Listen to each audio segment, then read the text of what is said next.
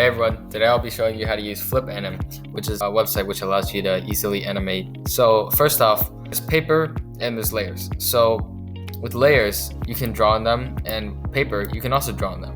But a difference is, once you click on this green button up here to create a new frame, paper will stay same for all the frames, but then the layers will actually be different. It will actually show an outline of the previous frame. You can also change the speed of the animation. So let's say I want to make it slow. You move it to the right to make it slow, and to make it fast, you just move it to the left. So I'll show you guys what it looks like when it's slow. You press this button or space to play.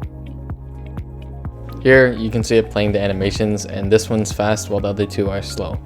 This button right here, it just deletes the frame, as you see right there, and this one will copy the frame. That's it, and I hope you learned something.